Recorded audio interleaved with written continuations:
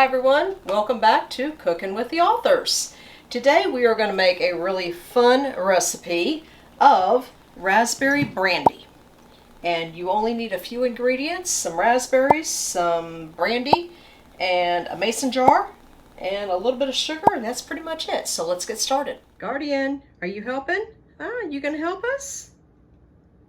This is what goes on behind the scenes. Okay, before we get started today, first of all, I've already made a batch of this, and it has sat long enough that I could take it through cheesecloth and strain it and put it into some really pretty little bottles, decorative bottles. So these larger ones I'm going to keep for cooking, and the little small decorative ones I'll be giving out as gifts. And in case anybody's wondering, no, I did not chop my hair off. It is hot today, so the hair's up in a clip in the back. We can see it. Alice did not decide to cut off her hair.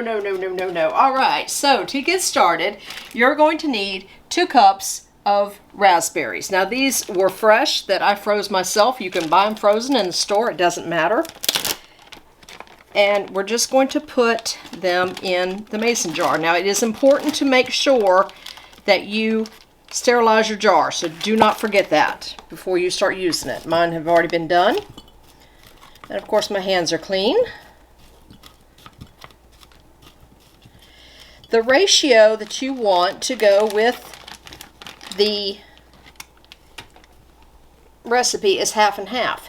So half raspberries, half brandy. And as you can see, 2 cups of raspberries pretty much fills up this container about halfway. So we're going to stop there and take a moment to kind of mash the fruit down a little bit. Now if you have one of those mashers that goes straight down, feel free to use one. I do not. So I'm just going to mash it with a wooden spoon. But this will allow some of the juices to escape and mix with the alcohol in just a moment as we add it.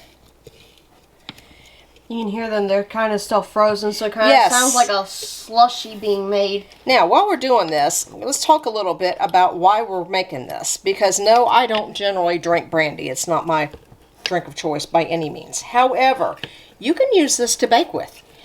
And I cannot wait to make chocolate chip cookies, and I've got a raspberry brownie recipe that I'm going to be using this with. And as soon as show season slows down for me a little bit and allows me to get out here and do some baking, that's exactly what we're going to be doing. Alright, so those are pretty good and mashed down. And I originally got this recipe from my girl Sandi over at Homesteader, so we're going to leave her link down at the bottom. She uses caramel in hers. Unfortunately, when I went to Walmart the other day, I could not find caramel at all. So we're going to use sugar instead. And we're going to need about 1/3 cup. And I grabbed a half by mistake, so we're just going to kind of eyeball it here. That's your favorite way to cook? It is. It really is. I don't know how many recipes Alice does not actually measure her ingredients, that she just kind of eyeballs them and dumps it in. It's close enough. Now, for the brandy, I'm using Paul Mason. It is what Sandi recommended, and I took her recommendation. But it is a very smooth brandy. It's made right here in the United States, and so we're going to use that. And we're basically going to fill the jar up. Is it bad that out of the corner of my eye I thought it said Paul Mitchell? No, we're not putting hair products in. Oh, little bubbles! Bloop, bloop, bloop, bloop, bloop, bloop. Okay, Lady V is having too much fun here. Now, you can also use this with vodka. I saw another video out there where they basically took the same recipe and used vodka instead of brandy.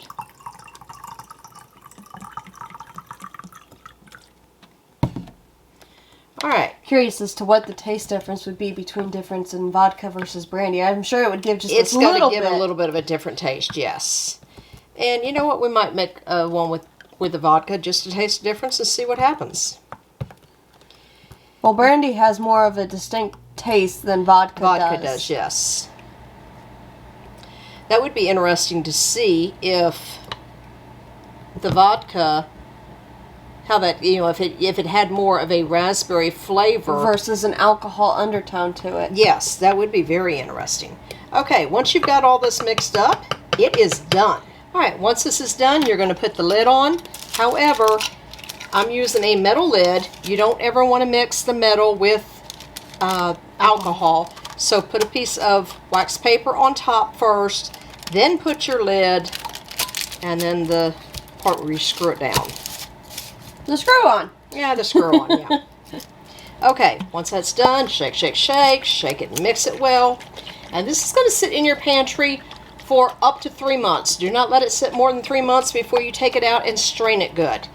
But once a week or so, even daily if you want to, you can go in there and shake it. You do want to keep it in a cool, dry place, so remember that. All right, it is ready. Another thing you could go back to, back what we were talking about a minute ago, if you don't want to just drink it straight, any kind of baking goods, anything that calls for like vanilla extract, use this instead. It gives it a wonderful flavor. I'm excited to use this in brownies. Yes, I am too. As soon as I got time to make some brownies, we're doing it.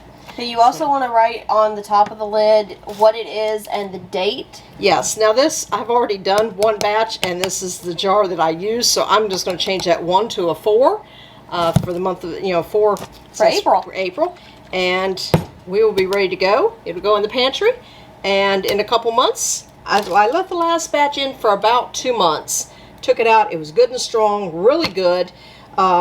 We recently did a show, and I took a bottle to a friend of ours, and whoo, we had a party in the middle of the show.